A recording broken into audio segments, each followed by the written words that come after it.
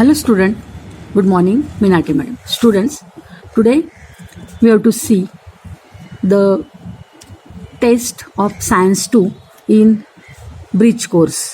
Bridge course मधल्या Science 2 ची first taste आपण आज सॉल्व करणार आहोत. See the test.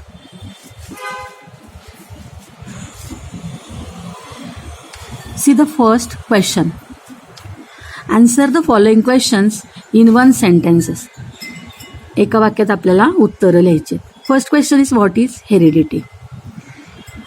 Heredity is the transfer of biological characters from one generation to another generation via genes. एका जनरेशनकडून दुसऱ्या जनरेशनकडे जीन्सच्या मार्फत आपले बायोलॉजिकल कॅरेक्टर्स ट्रान्सफर होण्याला हेरिडिटी असं म्हणतात. Next question. Of which material chromosomes are made up? कोणत्या मटेरियलपासून क्रोमोझोम बनले जातात? Chromosome is made up mainly of nucleic acid and proteins. Nucleic acid आणि प्रोटीन्सपासून क्रोमोझोम्स तयार होतात. Next question. Question number 3. Name the following diagram of chromosomes. ह्या दोन डायग्राम क्रोमोझोमच्या दिलेल्या आहेत आणि त्याची नावं आपल्याला द्यायचे आहेत. This is the metacentric chromosome and is the type of sub metacentric chromosomes. See the fourth question. What is excretory system? Excretory system म्हणजे काय? Various waste material are form in human body.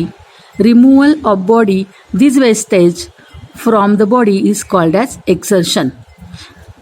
Exertion किंवा axillary system म्हणजे काय? Exertion म्हणजे आपल्या शरीरामध्ये जे waste material तयार होत असतं, प्रोड्यूस होत असतं, ते रिमूव्हल करणे.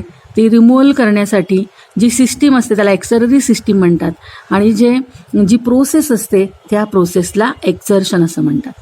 Removal of body this wastage from the body is called as exertion. See the fifth question. Name the plants wastes which are useful for human. माणसासाठी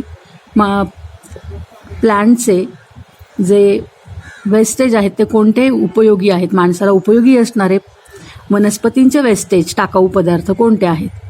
तर वनस्पतींचे टाकाऊ पदार्थ जे असतात ते म्हणजे फळं, फुलं, पानं हे तर माणसाला उपयोगी असतातच, पण त्याशिवाय आणखीन काही वेस्ट मटेरियल असं असतं वनस्पतींचं की ते माणसाला उपयोगी असतं. Some plant wastes are very useful to human being.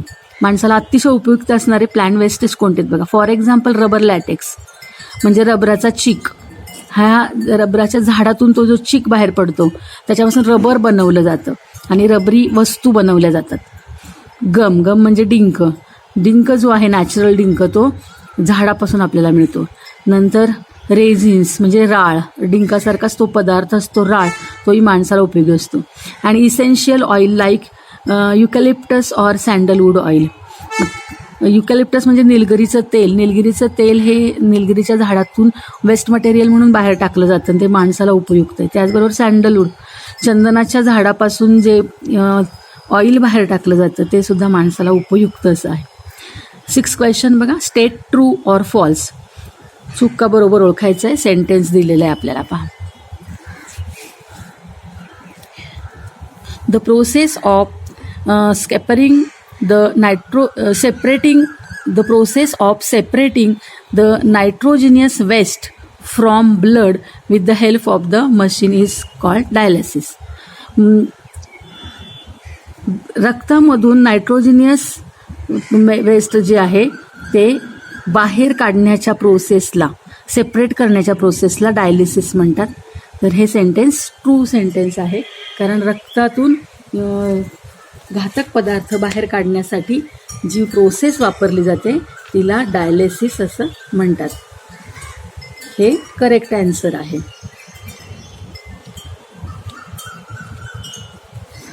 हे बघा ही ती प्रोसेस आहे डायलिसिसची, डायलिसिस ऑफ ब्लड. तर ब्लड ह्या आपल्या ब्लडमध्ये जे नायट्रोजिनस वेस्ट असतात ते बाहेर काढून, त्या रक्तातून बाहेर काढून साठी जे मशीन वापरलं त्याला डायलिसिस मशीन म्हणतात आणि त्या प्रोसेसला डायलिसिस ब्लड म्हणतात. The process of separating the nitrogenous waste from blood with the help of the machine, this machine is called as dialysis. It is the correct sentence, true sentence. हे true आहे sentence. Question number 7. Write the correlation. Correlation आपल्याला सांगायचं आहे. 44 + X हे Turner सिंड्रोमचं jeans आहेत. तर 44 + XX + XXY हा कोणत्या सिंड्रोमचं जीन्स आहे? तर हे क्लाइंट-फेल्टर सिंड्रोमचं हे जीन्स आहे. त्यानंतर 8वं बघा, इथे पण आपल्याला कोरिलेशन ओळखायचं. 3:1 हे मोनोहायब्रिड क्रॉस आहे आणि 9:3:3 हे डायहायब्रिड क्रॉस आहे. आता question number 2. Answer the following question. त्यात पहिला प्रश्न आपल्याला डायग्राम दिला आहे आणि आपल्याला डायग्रामला नेम द फॉलोइंग डायग्राम असा प्रश्न येतो. तर ही जी डायग्राम आहे ही डायग्राम आहे क्रोमोझोमची आणि हे दोन, याचं नाव आहे आर्म्स ऑफ क्रोमोझोम. हा जो वरचा आर्म आहे त्याला P आर्म म्हणतात आणि हा जो आर्म आहे याला Q आर्म म्हणतात. सेंटर जे त्याला सेंटोमियर्स म्हणतात आणि ह्या आर्ममधनं हा जो थ्रेड बाहेर येताना दिसतो त्याला DNA म्हणतात. तर ही नावं आपल्याला द्यायला सांगितलेली आहेत. हा क्वेश्चन नंबर 2 मधला फर्स्ट क्वेश्चन आहे. Name the following diagram. आता name the parts of following diagram. आता आपल्याला क्वेश्चन नंबर 2 मधला 2 पण बघायचा आहे. काय आहे बघा 2. Fill in the blanks and complete the following chart. Mendel's एक्सपेरिमेंटचा आपल्याला एक चार्ट दिलेला आहे आणि तो आपल्याला पूर्ण करायचा आहे. आपण त्याच्यामध्ये पूर्ण बसेल असं आपण बघूया. याच्यामध्ये हा पार्ट बसतोय, हा आधी आपण समजून घेऊया. हा मेंडेल्स एक्सपेरिमेंट आहे बघा. मेंडेल्सनी काय केलं होतं की एक टॉल प्लॅन्ट आणि एक शॉर्ट म्हणजे एक उंच झाड आणि एक बुटकं झाड घेतलं होतं. तर त्या उंच झाडाचं फिनोटाइप्स काय होते? फिनोटाइप्स म्हणजे त्याचं रूप कसं होतं, बाह्य रूप.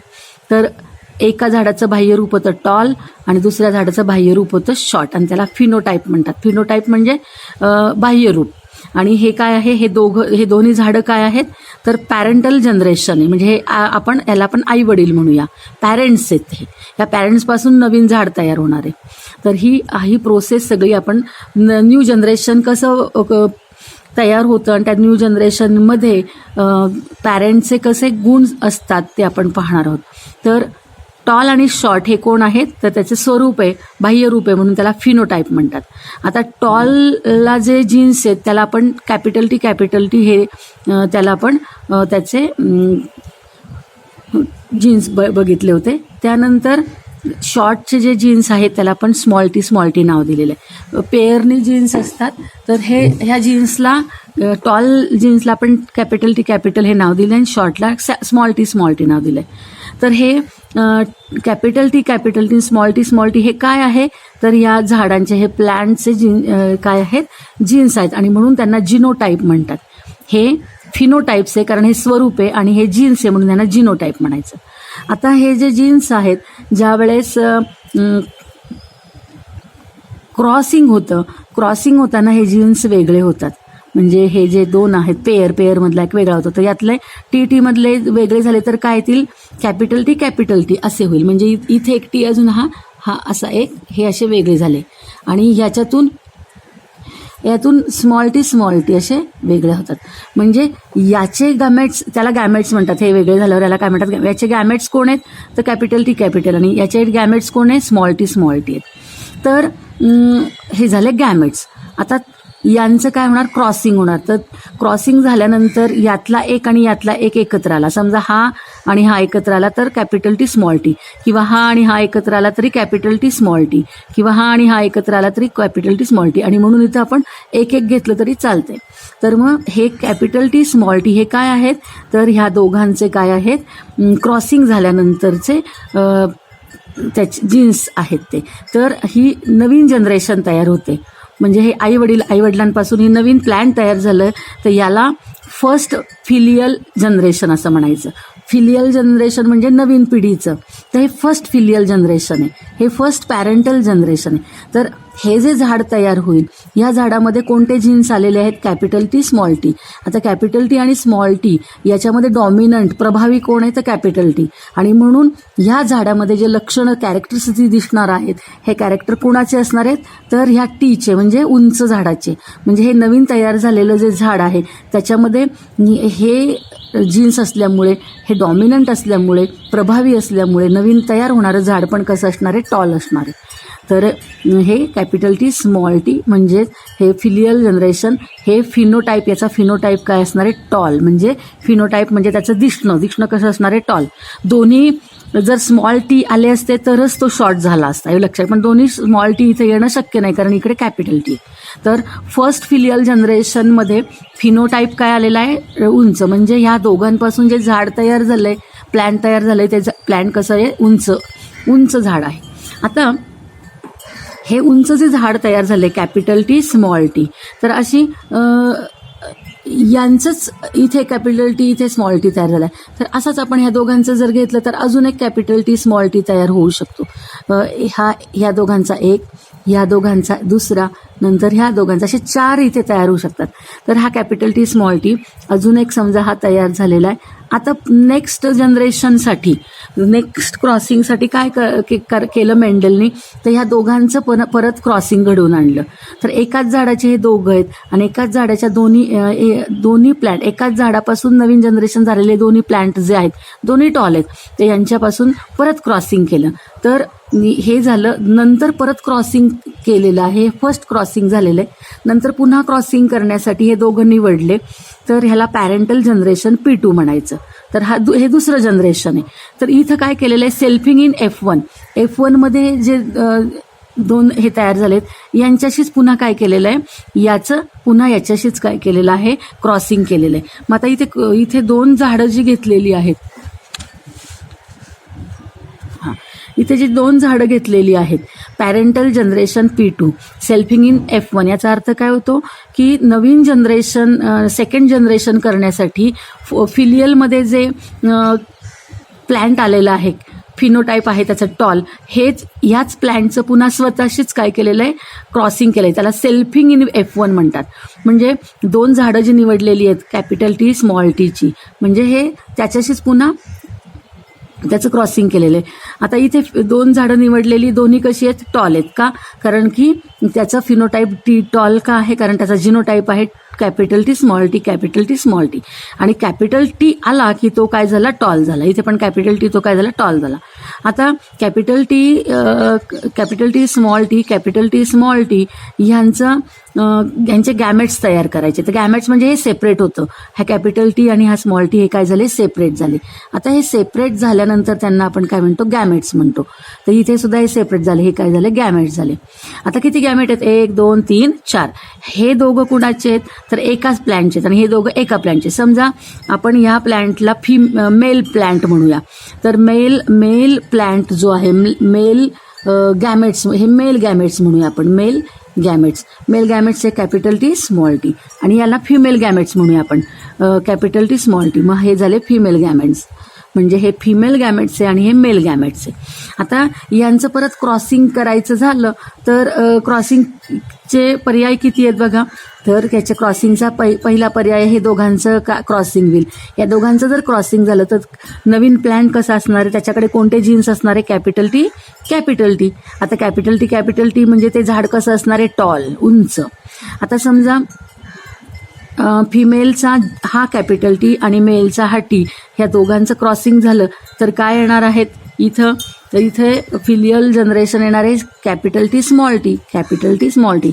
आता इथे कॅपिटल टी असल्यामुळे या दोघांमध्ये डॉमिनंट कोण आहे? हा. आणि याचं कॅरेक्टर काय? टॉल. त्यामुळे झाड कसं असणार आहे? टॉल असणार. आता समजा फिमेलचा स्मॉल टी आणि मेलचा कॅपिटल टी, या दोघांचं क्रॉसिंग झालं तर हे पण कसं असणार आहे? Capital T, small T. आता कॅपिटल टी असल्यामुळे इथे डॉमिनंट कोण आहे? तर उंच, हा टी. आणि म्हणून ह्या कॅपिटल टीचे जे कॅरेक्टर आहे उंच असणे, टॉल असणे, म्हणून हे झाड कसं असणार आहे, टॉल असणार आहे. आता समजा मेलचा पण स्मॉल टी आणि फिमेलचा पण स्मॉल टी, ह्या दोघांचं जर क्रॉसिंग झालं तर नवीन प्लॅन्टकडे कोणते कॅरेक्टर्स असणार आहेत, स्मॉल टी आणि स्मॉल टी हे जे कॅरेक्टर आहे ते कोणत्या झाडाचं कॅरेक्टर आहे, ते शॉर्ट झाडाचं. म्हणजे हे तयार होणारं झाड कसं असणार आहे, बुटकं असणार आहे. यांची हाईट कशी असणार आहे, कमी असणार आहे. म्हणजे इथं उंच झाड होण्याच्या ज्या पॉसिबिलिटीज आहेत ते 3 आहेत, 1, 2, 3. आणि बुटकं झाड प्रोड्यूस होण्याची जी पॉसिबिलिटी ती किती आहे, 1. म्हणजे 3:1 अशी याची पॉसिबिलिटी झाली. तर हे त्याचं काय आहे. आणि ह्याला हे नवीन 1, 2, 3, 4 हे जे पर्याय आहेत, तर हे नवीन जनरेशन आहे, सेकंड जनरेशन आहे. याला सेकंड फिलियल जनरेशन F2 असं म्हटलं जातं.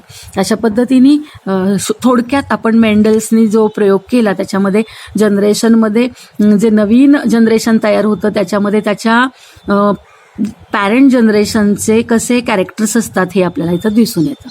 आता आपण नेक्स्ट क्वेश्चन पाहणार आहोत. क्वेश्चन नंबर 3 बघा. क्वेश्चन नंबर 3 मध्ये write in brief information of Down syndrome. Down syndrome हा जो आजार आहे त्याच्याबद्दल आपल्याला काय पाहिजे माहिती, थोडक्यात माहिती. Down syndrome is a disorder arising due to chromosomal abnormality. Down syndrome हा काय आहे, एक आजार आहे हा आजार कशामुळे होतो, तर क्रोमोझोमच्या ॲबनॉर्मॅलिटीमुळे होतो. This disorder is characterized by the presence of 47 chromosomes. तर हा जो आजार आहे डाऊन सिंड्रोम हा 47 क्रोमोझोम त्या व्यक्तीमध्ये प्रेझेंट असल्यामुळे हा डिसऑर्डर होतो. It is describe as trisomy of the 21st chromosome. They have 47 chromosome instead of 46. बघा, माणसामध्ये तुम्हाला माहिती आहे की 46 क्रोमोझोम्स असतात, परंतु काही क्रॉसिंगच्या वेळेस काही गडबड झाल्याने काय होतं, क्वचित 46च्या ऐवजी 47 क्रोमोझोम तिथे प्रोड्यूस होतात. आणि हा जास्तीचा जो क्रोमोझोम आहे तो 21व्या जो क्रोमोझोम आहे त्या 21व्या क्रोमोझोममध्ये 2 पेअर असण्याच्या ऐवजी तिथे काय येतात, ट्रायझोमी येतं. म्हणजे 2 क्रोमोझोमच्या ऐवजी तिथे 3 क्रोमोझोम चुकून तयार होतात. आणि शरीरातल्या प्रत्येक सेलमध्ये 21वा जो क्रोमोझोम आहे तो 21व्या क्रोमोझोमच्या ठिकाणी काय असतं, ट्रायझोमी असतं ह्या डिसऑर्डरमध्ये. म्हणजे क्रॉसिंग होण्याच्या वेळेस चुकून 21व्या क्रोमोझोमच्या इथे ट्रायझोमी तयार होतं, म्हणजे 3 क्रोमोझोम्स तयार होतात. आणि त्यामुळे तिथं 46च्या ऐवजी 47 क्रोमोझोम यायला लागतात. आता ह्या आजाराचं सिम्पटम्स काय, लक्षणं काय बघा. Children suffering from Down syndrome are usually mentally retarded and have short life span. म्हणजे मतिमंद असतात. मेंटली रिटार्डेड म्हणजे अशी मुलं मतिमंद असतात आणि त्यांचं लाईफ स्पॅन कसं असतं, शॉर्ट असतं. शॉर्ट हाईट, त्यांना परत आणखीन त्यांच्यामध्ये बघा त्यांची उंची कमी असते. शॉर्ट वाईड नेक, त्यांची मान जी असते ती कमी असते. फ्लॅट नोज चपटं असतं. शॉर्ट फिंगर्स, त्याचे बोटं कसे असतात तर शॉर्ट्स असतात. स्कॅन्टी हेअर, त्याचे हेअर्स पण असे खुरटे असतात. Single horizontal creases on palm and a life expectancy of about 16 to 20 years. हे त्यांच्यामध्ये लक्षणं असतात. आता बघा, आपण बघूया 4th. Classify the following characteristics in dominant and recessive. इथे काही माणसाचे कॅरेक्टरिस्टिक्स लक्षणं दिलेली आहेत, बाह्य लक्षणं. त्याच्यामध्ये आपण क्लासिफिकेशन करायचं की डॉमिनंट आणि रिसेसिव्ह कोण आहे. बघा, आता इथे टंग रोल म्हणजे दुमडलेली जीभ. हेअर प्रेझेंट ऑन हँड, हातावरती केस असणे. नो टंग रोलिंग म्हणजे जीभ रोलिंग होत नाही. ब्लॅक अँड कर्ली हेअर म्हणजे काळे कुरळे केस. हेअर अब्सेंट ऑन हँड, हातावरती केस नाही आहेत. फ्री इयर लॅब्स म्हणजे कानाची जी पाळी आहे ती चिकटलेली नाही आहे, मोकळी आहे. अटॅच इयर लॅब्स, कानाची पाळी ही चिकटलेली आहे. Blond hair, no curly hairs म्हणजे भुरके केस आणि कर्ली नसलेले केस. असे आपल्याला इथे कॅरेक्टर दिलेत. आपण त्यांचं काय करायचं आहे, डॉमिनंट आणि रिसेसिव्हमध्ये क्लासिफिकेशन इथे केलं आहे बघा. डॉमिनंट म्हणजे प्रभावी लक्षण आणि रिसेसिव्ह म्हणजे अप्रभावी लक्षण.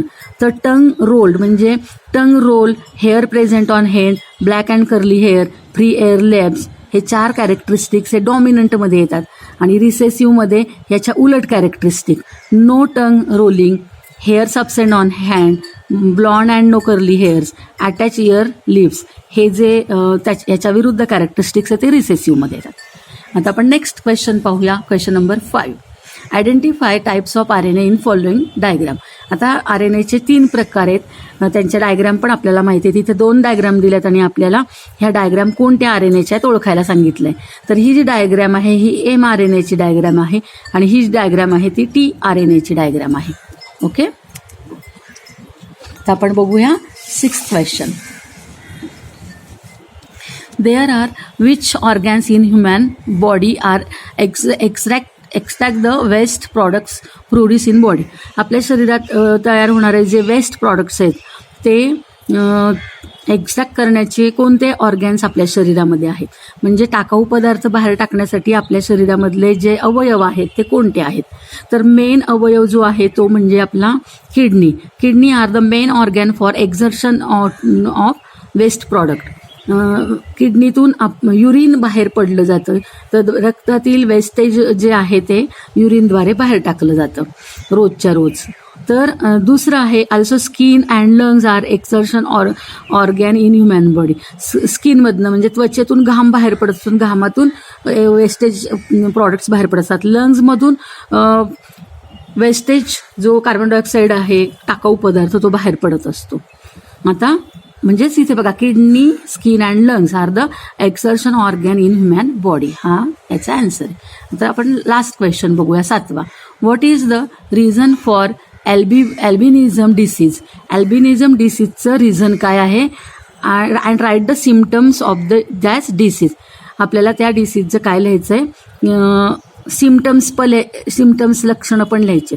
तर albinism is a genetic disorder, monogenic disorder. तर अल्बिनिझम हा जो आजार आहे हा जेनेटिक डिसऑर्डर आहे, म्हणजे जीन्समध्ये क्रॉसिंगच्या वेळेस जेनेटिक जीन्समध्ये जे डिसऑर्डर निर्माण झालेले असतात त्याच्यामुळे हा आजार होतो. तर हा मोनोजेनिक डिसऑर्डर आहे. आता याचे सिम्पटम्स काय आहेत, तर हा आजार का होतो, तर आपल्या शरीरावरती जे म्हणजे आपल्या शरीराच्या भागांना जे कलर असतात, केसांना, आपल्या त्वचेला, तर ते आपल्या शरीरामध्ये मेलॅनिन प्रोड्यूस होत असतं आणि या मेलॅनिन पिगमेंट, या मेलॅनिनमुळे आपल्याला कलर्स मिळतात. डोळ्यांचा कलर, नंतर आपल्या केसांचा. तर सिम्पटम्स काय, in this disease the body can not produce melanin, the skin become pale, hairs are white and eyes are usually pink due to absence of melanin pigment in the retina and sclera. तर student, तुम्हाला ही taste समजली का? तर आवडली असेल तर like करा आणि अशाच पद्धतीने आपण सायन्स 1 आणि सायन्स 2चे पुढचे युनिट्स ॲक्टिव्हिटीज पण सॉल्व करणार आहोत. थँक्यू.